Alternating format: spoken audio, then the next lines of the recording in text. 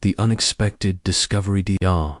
Sarah Chen pressed her palm against the cool metal wall of Aurora 7 and felt the subtle vibration of the station's life support systems.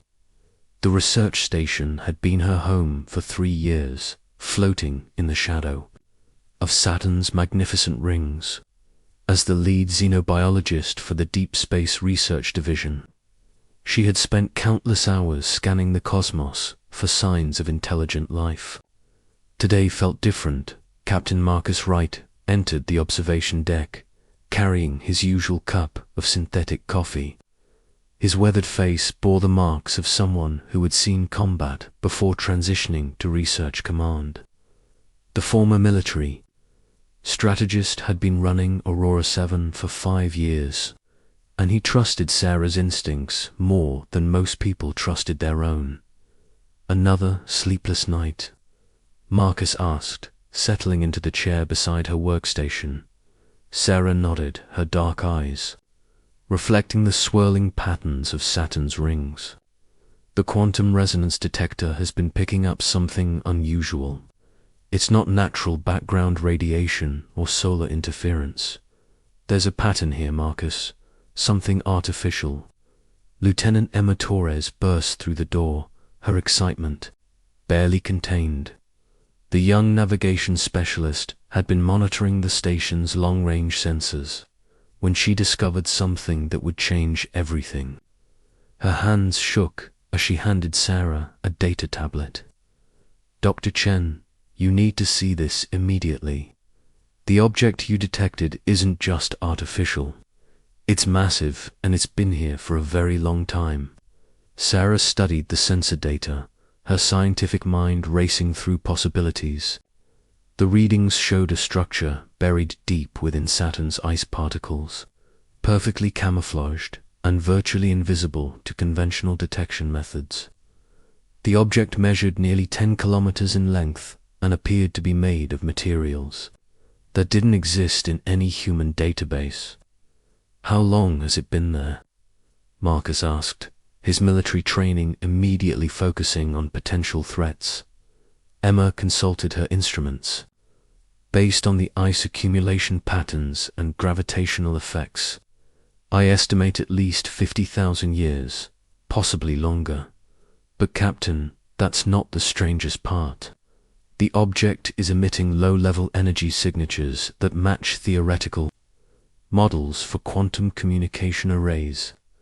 Dr. James Harrison arrived at that moment, having been summoned from his quantum physics laboratory. The elderly scientist had dedicated his life to understanding the fundamental forces of the universe, and his expertise would prove crucial in the coming hours. His grey beard couldn't hide his excitement as he examined the data. "This changes everything," James whispered. "If this is what I think it is, we're looking at technology that's centuries ahead of our current capabilities." Sarah made the decision. "That would alter humanity's destiny. We're going to retrieve it. Emma, plot a course that keeps us hidden from Earth's monitoring stations. Marcus, prepare a stealth shuttle. James, start working on ways to interface with alien technology safely." The next 18 hours passed in a blur of preparation and anticipation. The team worked tirelessly to modify their shuttle systems for the dangerous journey into Saturn's rings. The ancient alien device sat waiting in its icy tomb, holding secrets that no human had ever imagined. Captain Wright piloted the stealth shuttle through the treacherous maze of ice and rock that surrounded the alien artifact. His years of combat experience proved invaluable as he navigated through debris fields that would have destroyed a less skilled pilot.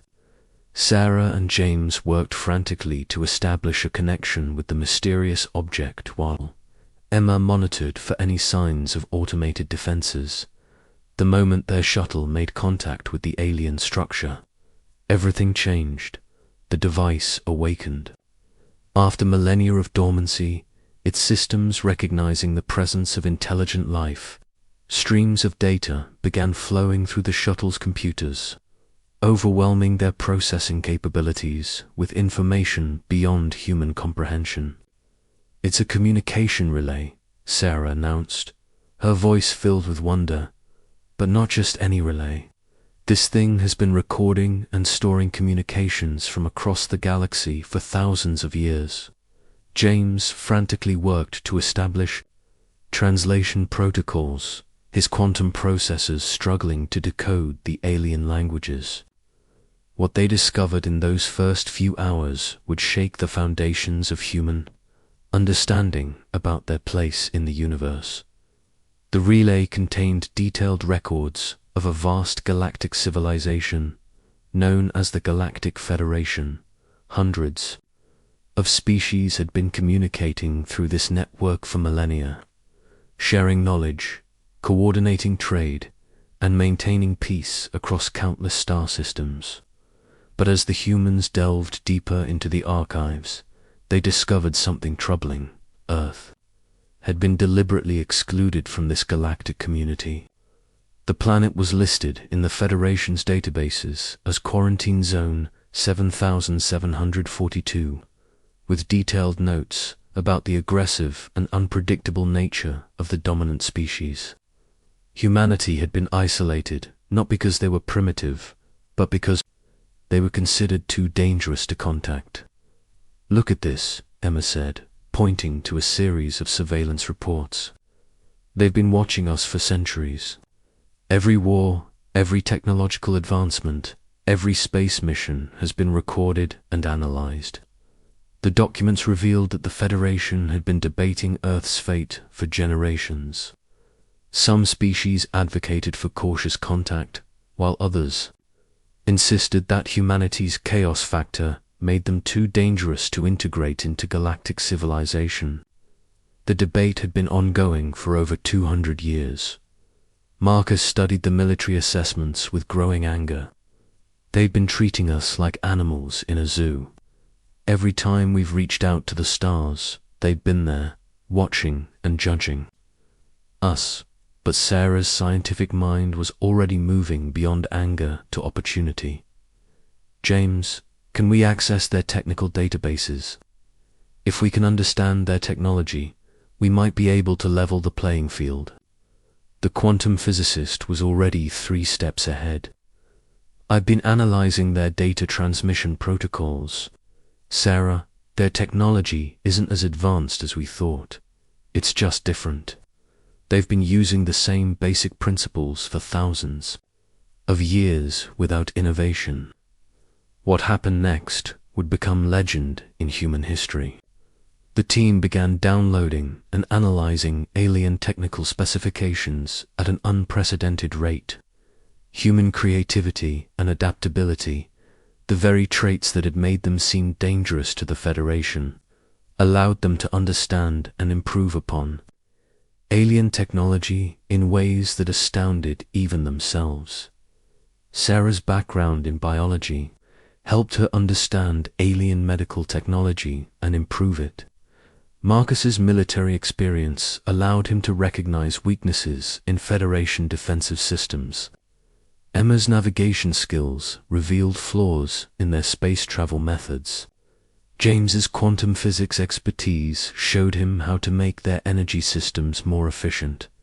Within 72 hours, the team had not only decoded alien technology, but had begun developing human versions that were superior in every way. Their medical scanners could detect diseases that alien technology missed. Their improved faster-than-light drive designs could travel distances that would take Federation ships weeks to cover. Their defensive systems could withstand weapons that the aliens considered unstoppable.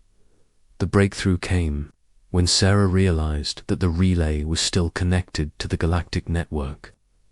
Every piece of information they accessed, every technological advancement they made, was being automatically transmitted to Federation monitoring stations across the galaxy. "We're not just learning about them," she announced to the team. "They're learning about us, and what they're seeing is going to terrify Them, Marcus smiled grimly. Good. It's time they understood that humanity isn't going to stay in their quarantine zone forever. The team made a decision that would echo throughout the galaxy. Instead of hiding their discoveries, they began deliberately showcasing human ingenuity through the network. They transmitted their improved designs, their medical breakthroughs, and their tactical innovations directly to Federation databases. The response was immediate and overwhelming. Emergency signals began flooding the communication channels as Federation species realized that the primitive humans had not only accessed their most secure networks, but had improved upon technology that had remained unchanged for millennia. James monitored the growing panic in Federation communications with satisfaction. They're calling emergency council sessions. Some species are demanding immediate military action against Earth. Others are arguing for diplomatic contact. Sarah looked at her teammates with determination. Then we need to be ready for whatever comes next. Humanity just announced itself to the galaxy, and we're going to make sure they know we're not the same species they've been watching. The ancient alien relay continued to hum with activity, carrying news of humanity's emergence to every corner of the galaxy. The Federation's carefully maintained order was about to face its greatest challenge, and the humans were just getting started. The Council's reckoning. The Grand Chamber of the Galactic Council had never seen such chaos. Ambassador Thyrix of the Saurian Collective slammed his scaled fist against the debate podium. His reptilian features contorted with rage. The 7-foot-tall diplomat had served the Federation for over 3 centuries, and never had he witnessed such a complete breakdown of galactic order. The humans have violated every protocol. Thyrix hissed, his forked tongue flicking with agitation. They accessed our most secure networks, stole our technology, and had the audacity to improve upon it. This is an act of war. High Counselor Zaranine processed the emotional outburst with cool synthetic logic. The artificial being's crystalline body flickered with soft blue light as she analyzed the situation. As a representative of the machine consciousness, she viewed the human actions from a purely logical perspective. The humans committed no act of war, Zaranine stated, her voice carrying the harmonic resonance of advanced circuitry.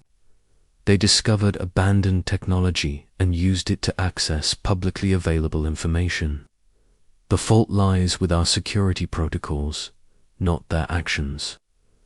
Elder Vorth, the ancient crystalline entity from the first civilization, emanated waves of deep contemplation.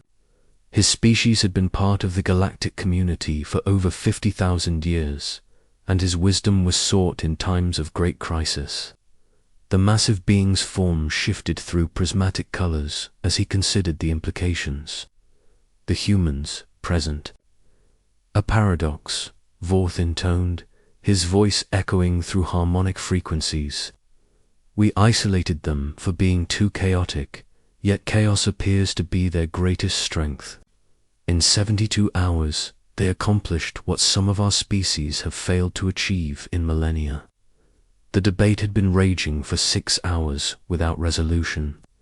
Representatives from 47 species argued over humanity's fate, while emergency reports continued to flood in from across the galaxy. Human technology was spreading through black market channels, outperforming Federation standards in every category. Dr. Kethvar, the chief medical officer for the Healers Guild, transmitted his analysis through the chamber's neural network. His species had dedicated themselves to medical advancement for over 10,000 years. Yet human medical technology was revolutionizing treatment across multiple star systems. Their medical scanners detect quantum-level cellular damage that our equipment cannot identify, Kethvar reported. Their healing accelerators work on species physiology that we considered incompatible with technological healing. How is this possible? The answer came from an unexpected source. Commander Zephyr Prime, representative of the Explorers Syndicate, had been conducting covert observations of human space activity. His reports painted a picture that challenged everything the Federation thought they knew about Earth's inhabitants. The humans do not think like us, Zephyr Prime explained. Where we see complex problems requiring careful analysis, they see simple solutions requiring immediate action. Where we see barriers, they see opportunities. Their cognitive processes are fundamentally different from any species we have encountered. Ambassador Thyrix refused to accept such explanations. Different or not, they remain dangerous. Their history is filled with violence and conflict. We cannot allow such a species to gain access to galactic technology.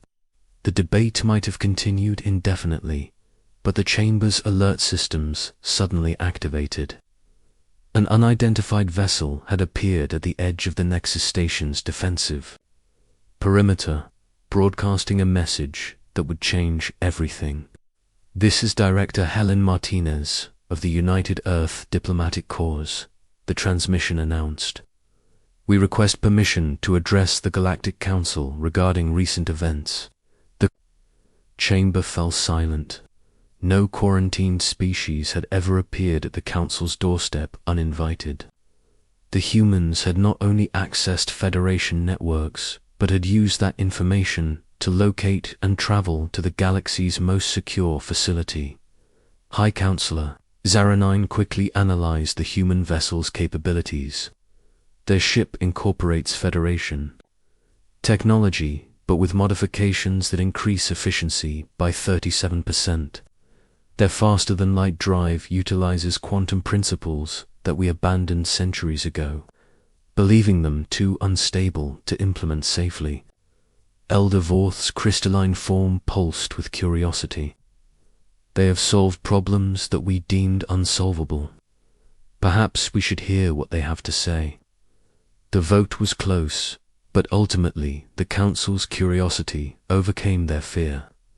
The human delegation was granted permission to dock and present their case. What walked through the chamber doors was not what anyone expected. Director Helen Martinez was a small woman in her 50s, with grey-streaked hair and kind eyes. She wore a simple blue uniform bearing the insignia of United Earth, and she showed no signs of intimidation despite being surrounded by some of the galaxy's most powerful beings. With her came a small team of advisors and scientists. Honored members of the Galactic Council, Helen began, her voice carrying clearly through the chamber's translation systems. "We come not as supplicants, seeking your guidance, but as equals, offering our assistance." The audacity of the statement sent ripples of shock through the assembled representatives. Ambassador Thyrix started to object, but Helen continued before he could speak. "We know that you have been watching us for centuries. We know that you quarantined our world because you believed we were too dangerous to contact. We also know that you have been facing challenges that your traditional approaches cannot solve." Helen's team activated a holographic display that showed detailed analyses of Federation problems. The humans had not only accessed their networks, but had studied their societies. Weaknesses with the same intensity they had applied to their technology. "The void plague that has been devastating the Outer Rim worlds for 60 years, Helen continued. "Your medical technology cannot stop it because you've been treating the symptoms instead of the cause. The plague is not biological. It's a quantum infection that attacks the fundamental structure of organic matter." Dr. Kethfar immediately transmitted a challenge. "If you believe you understand the plague better than the galaxy's foremost medical experts, prove it." Helen smiled and nodded to one of her advisors. Dr. Patricia Wang, our chief xenobiologist, has developed a treatment protocol that addresses the quantum nature of the infection. We tested it on samples provided by refugees fleeing the plague zones. The results speak for themselves. The holographic display showed before and after images of infected tissue samples. The human treatment had not only stopped the plague's progression, but had begun reversing damage that Federation medicine considered permanent. The chamber erupted in excited discussion. The void plague had claimed billions of lives across dozens of worlds. If the humans had truly found a cure, it would change everything. Elder Vorth's harmonic voice cut through the chaos. What do you want in return for this knowledge? Helen's answer surprised everyone. Nothing. We offer it freely, as a gesture of goodwill. But we have additional solutions to problems you may not even realize you're facing. For the next 4 hours, the human delegation presented analysis after analysis. They showed how Federation energy distribution systems could be made 40% more efficient. They demonstrated faster-than-light communication methods that would revolutionize galactic commerce. They revealed defensive technologies that could protect entire star systems from invasion. Most importantly, they showed how human creativity and adaptability could solve problems that had plagued galactic civilization for millennia. How is this possible? Ambassador Thyrix demanded, his earlier hostility replaced by bewilderment. Your species has been isolated for centuries. You've had no contact with galactic civilization. Helen's response would become one of the most quoted statements in galactic history. That's exactly why we can help you. You've been thinking the same way for thousands of years. We bring fresh perspectives, new ideas, and the willingness to try approaches that others consider impossible. Hi. Counselor Zaranine processed the implications with growing excitement. You are suggesting that our greatest strength has become our greatest weakness. Our stability and order have led to stagnation. Not stagnation, Helen corrected gently, but perhaps a reluctance to embrace change. Humanity has always adapted to new challenges. It's what we do best. The debate that followed was unlike anything in the Council's history.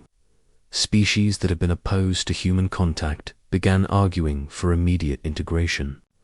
Others worried about the disruption that human creativity might cause to their carefully ordered society. Elder Vorth finally called for silence. The humans have demonstrated that they possess capabilities we lack. They have offered solutions to problems we could not solve.